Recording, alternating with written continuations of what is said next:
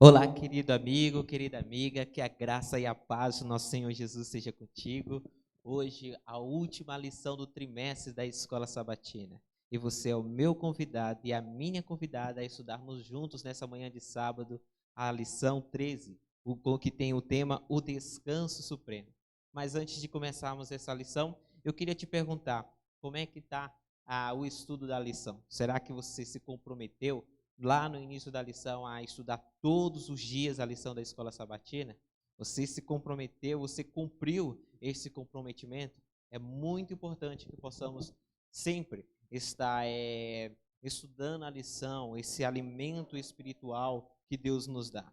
E hoje, nosso último tema da lição desse trimestre, que tem como o tema o descanso em Cristo. A gente pôde aí aprender um pouquinho aí como ter esse descanso em Cristo Jesus. Por isso, hoje, o último tema, e não se esqueça, eu estarei aqui enquanto você está assistindo esse vídeo, está tendo as unidades em ação na nossa igreja. Então, se você pode vir até a igreja, não perca essa oportunidade. Estudar junto com os irmãos é a melhor escolha. Por isso, eu convido você agora a curvar as nossas frontes e vamos conversar com o nosso Deus.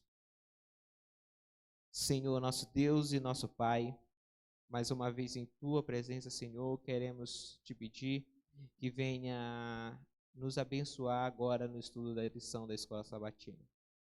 Que essa possa ser apenas uma das poucas lições que ainda vamos estudar ao longo de toda a eternidade. Claro que com Cristo como nosso professor, nosso mestre supremo, vai ser o melhor ensino de todos, Senhor. E ainda mais que estaremos com nossas capacidades intelectuais bem completas.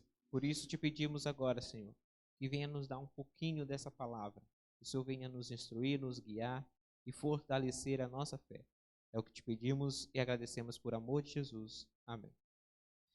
Descanso supremo. Vamos para o verso para memorizar, que se encontra em 1 Coríntios, capítulo 2, versículo 9, que diz assim, ó: mas como está escrito, nem olhos viram, nem ouvidos ouviram, nem jamais penetrou em coração humano o que Deus tem preparado para aqueles que o amam. Geralmente a pessoa pensa assim nesse texto: isso aqui, ninguém sabe o que Deus preparou para nós lá no céu, o que Deus preparou para nós na eternidade. Mas se a gente for olhar o contexto desse texto bíblico, a gente vai perceber que não é disso que Paulo está falando. Ele está falando das coisas que Deus nos prepara hoje para nós, né? Ou do futuro próximo. Mas ele não se refere à eternidade. Ele se refere às coisas já aqui, que Deus tem preparado para nós aqui. Por que não a eternidade? Porque se a gente for pensar que homem nenhum conseguiu ver ou ouvir o que tem na eternidade ou no céu, a gente descarta ali a visão apocalíptica, não é? Onde a gente vê ali logo no capítulo 4, João exatamente tendo uma visão no céu, né? Então isso é muito importante para nós. Então teve pessoas como Isaías que teve visões celestiais, né? Então é muito importante a gente entender sobre isso. A lição dessa semana, o descanso supremo, ele traz aqui um tema muito interessante, o grande conflito. Aí vem uma questão muito importante. Será que você percebe que estamos num grande conflito entre o bem e o mal? Entre Jesus, ali o bem, e o Satanás, que é o nosso adversário, o mal? Você pode até não perceber, mas existem pessoas, até mesmo no mundo secular, que percebem que existe esse grande conflito. E esse conflito, ele iniciou no contexto angélico, exatamente com um anjo chamado Lúcifer lá no céu. Então isso quer dizer que é um conflito cósmico, não é um conflito só em nossa mente, em nossos corações, é cósmico. Então a gente tem que escolher o lado.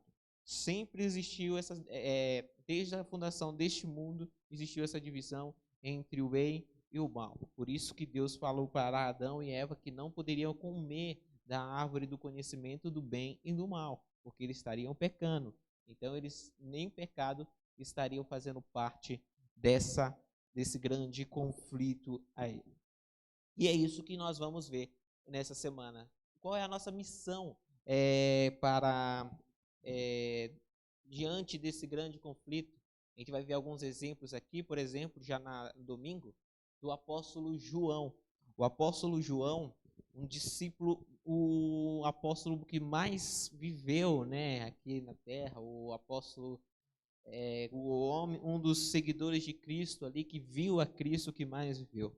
E o apóstolo João, ele se encontra ali na ilha de Patmos, isolado, numa dificuldade tremenda. Imagine a mentalidade de João. João, ele isolado, ele vê que os seus amigos, companheiros e discípulos de Cristo, que junto a ele estavam acompanhando a vida de Cristo, o ministério de Cristo aqui na terra, simplesmente todos morreram, muitos deles martirizados. E a igreja agora estava em uma nova geração, não era mais aquela geração que ele cresceu, vamos dizer assim, que ele nasceu ali com a igreja. É uma nova geração. E ele olha aquilo ali e de repente ele vem na cabeça dele, e agora, o que vai ser? Eu já estou velho, Jesus ainda não voltou. O que vai acontecer com essa igreja? A preocupação de João com a igreja era impressionante. Então a gente vê aqui que em Apocalipse, capítulo 1, versículo 9 a 19, que diante dessa preocupação de João, Jesus ele vem e se apresenta. Isso é muito importante, porque naquele tempo,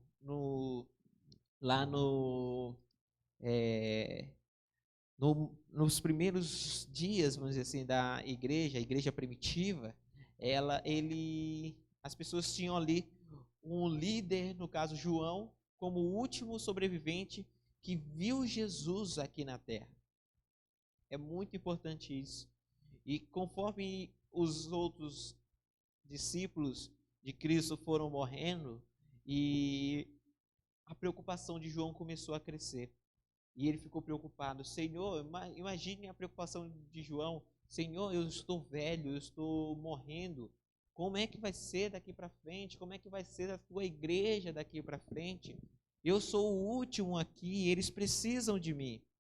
Mas aí aparece lá em Apocalipse 1, versículo 9 ao 19, temos ali a visão de João referente a Jesus. Só que agora não é um Jesus que ele viu e andou, é um Jesus que ele está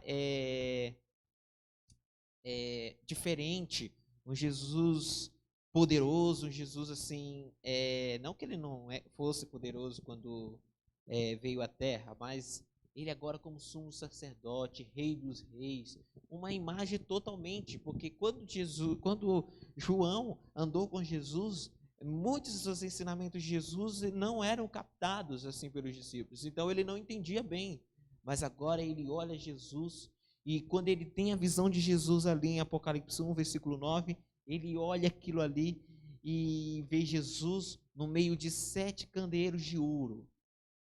E o candeeiro de ouro exatamente simbolizando o quê? A igreja. Jesus estava querendo dizer ali para João que o que importava não era João estar nas igrejas, não era João liderar as igrejas. O que importava era a igreja ter Jesus Cristo. E isso é muito importante para nós. E quando a gente vai aqui encerrando sobre esse assunto aqui, Jesus, para confirmar o que eu estou falando, em Mateus 28, 20, ele termina dizendo: eis que estou com vocês todos os dias, até o fim dos tempos. Então, Jesus, ele está com a sua igreja. Jesus está conosco, meu querido irmão.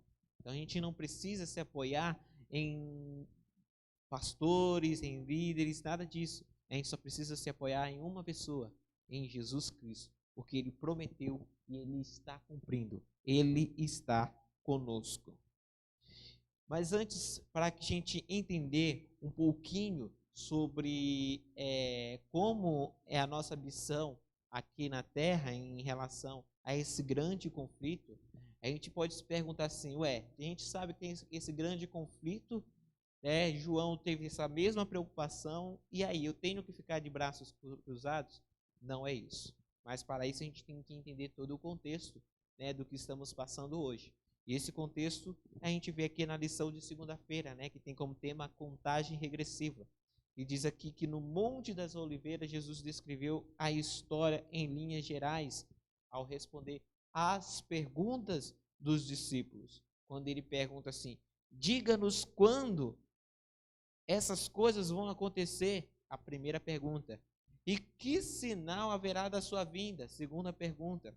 E do fim dos tempos? Terceira pergunta. Então, vemos aqui 3 perguntas de Mateus 24, versículo 3. E Jesus ali, ele começa a descrever, o que iria acontecer, Primeiro ali sobre o que aconteceria com o templo, depois o que aconteceria com Jerusalém, em seguida o que aconteceria no final dos tempos, onde ele fala que nós devemos estar atentos aos sinais. Ou seja, o que ele quer dizer aqui? Que Jesus está querendo dizer aqui para nós que ninguém sabe o dia nem a hora, mas nós temos os sinais da volta dele. E esses sinais servem como contagem regressiva para ficarmos atentos à volta de Jesus. Então é isso. Nós não podemos só ficar de braços cruzados. Nós devemos ficar atentos aos sinais. E assim, diante desses sinais, nesse conflito cósmico aqui, nós, através desses sinais, podemos entender que Jesus está voltando. E qual é a nossa missão agora? É exatamente levar a mensagem de salvação de Jesus. Essa mensagem está em Apocalipse 14, do versículo 6 ao 12, mais conhecida como as 3 mensagens angélicas, ou seja, é a verdade presente em nossas vidas. É a verdade que nós devemos pregar, uma verdade que fala que Jesus, esse evangelho eterno que dá a notícia da morte de Jesus e ressurreição dele para nos salvar. Então, essa é a mensagem eterna, o evangelho eterno, que nós devemos compartilhar nos nossos dias. E diante de tudo isso, nós vemos aqui que aqueles que rejeitam esse evangelho, eles não terão descanso. Ou seja, nós estamos em um mundo em que estamos cansados, sobrecarregados, muito trabalho, muitos problemas, e diante de tudo isso aqui, nós temos, infelizmente, teremos pessoas que rejeitarão esse evangelho. E isso nos deixa triste, porque em Apocalipse 14, 11 fala exatamente que eles não terão descanso nem de dia e nem de noite. Esses exatamente que adoram a besta e a sua imagem. Mesmo que isso tenha muitos significados que hoje a gente não vem ao caso, mas infelizmente vamos ter pessoas que vão aceitar esse evangelho eterno e pessoas que vão rejeitar.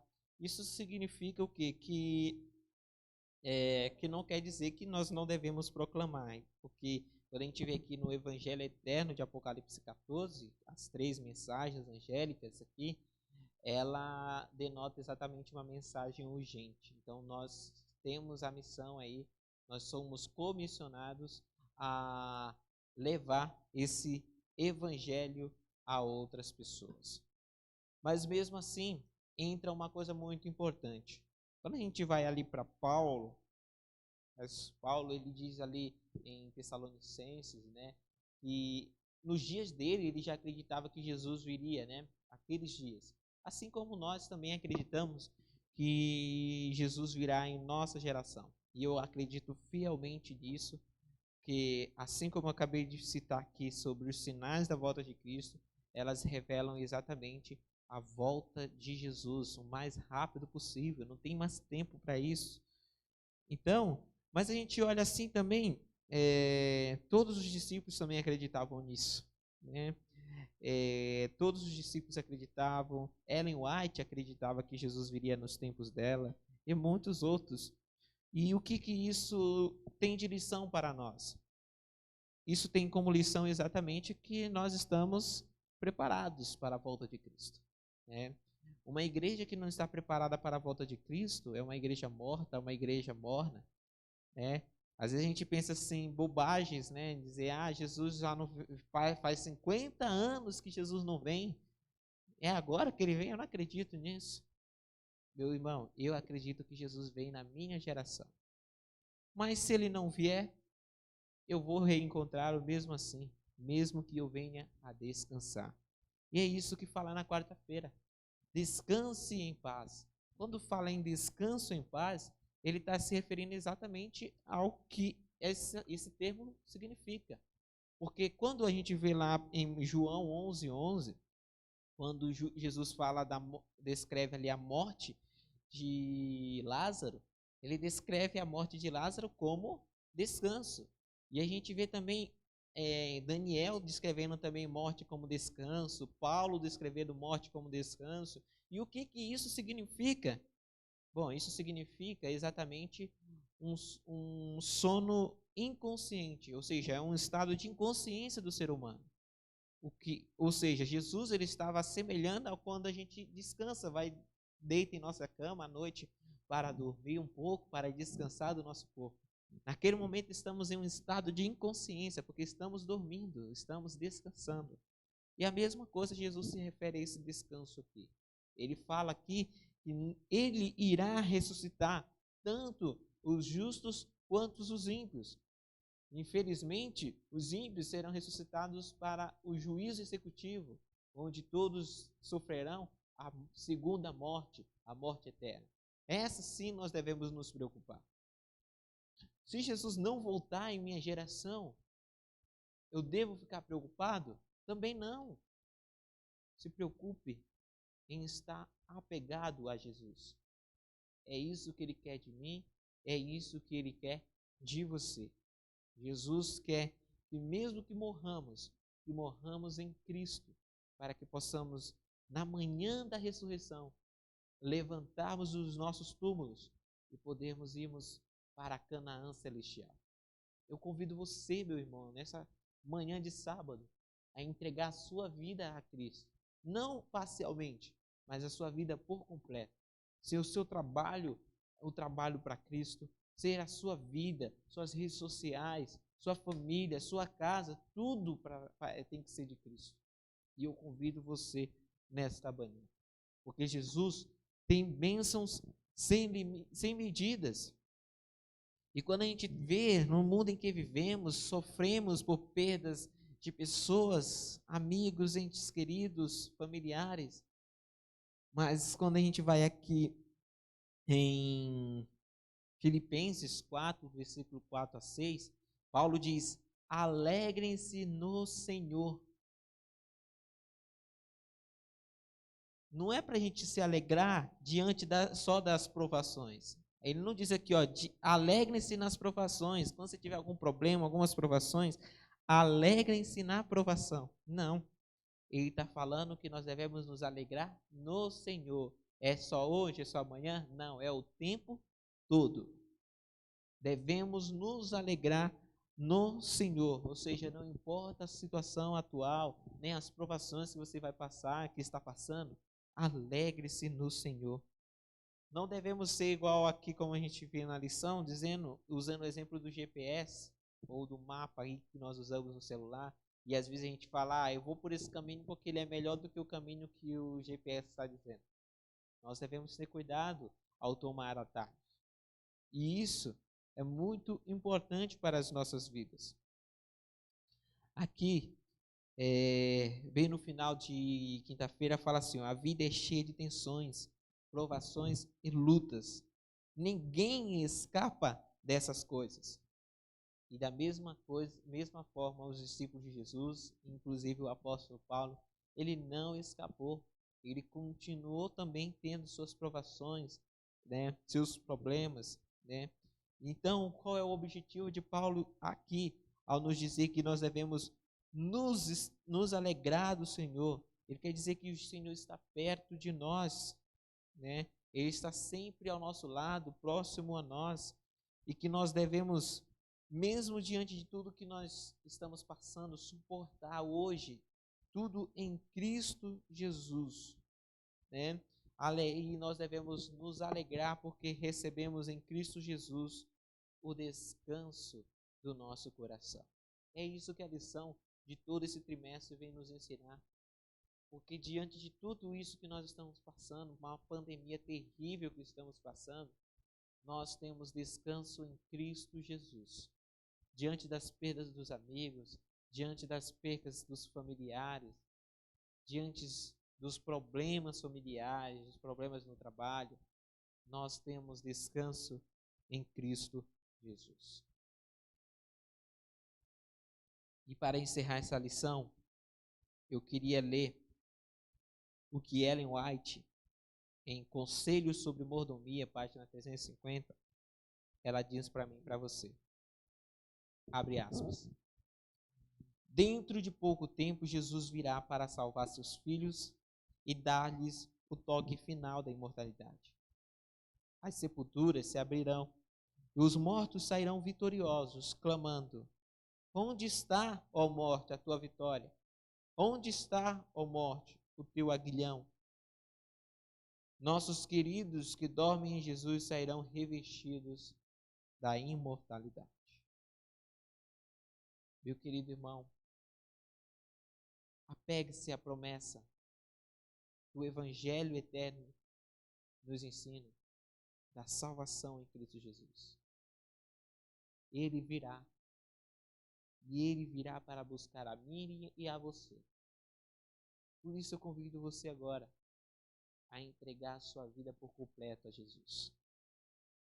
As provações virão. Jesus nunca prometeu que você não teria nenhum tipo de provações aqui na terra. Ele te prometeu uma vida vitoriosa ao lado dele, no céu, na eternidade. Ele prometeu, ali em Apocalipse, ele prometeu que faria novos céus e nova terra. Essa é a promessa de Cristo. Por isso eu convido você, nesta manhã de sábado, aceite a Jesus. Aceite o sacrifício de Jesus em sua vida. Não desista. Entregue a sua vida por inteiro. Alegre-se no Senhor. Convido você agora a curvar sua fronte e vamos orar ao Senhor para encerrarmos mais uma lição da Escola Sabatina. Senhor, nosso Deus e nosso Pai, queremos nos alegrar diante de Ti, Senhor, porque mesmo em minhas provações, sabemos que o Senhor está conosco. E na lição desse trimestre, podemos entender como ter um descanso no Senhor. Um descanso que em meio às provações, um descanso em meio a todos os problemas, as dificuldades que passamos. Por isso te pedimos, Senhor, venha fortalecer a nossa fé, venha nos guiar, venha nos salvar, pois precisamos muito de Ti, ó Pai. Ajuda-nos, Senhor, fortaleça-nos, Senhor, e abençoe-nos. É o que te pedimos e agradecemos, por amor do Teu Filho amado Jesus. Amém. Então, fique com Deus, que Deus te abençoe, e no próximo sábado teremos a nova lição da Escola Sabatina. Até a próxima.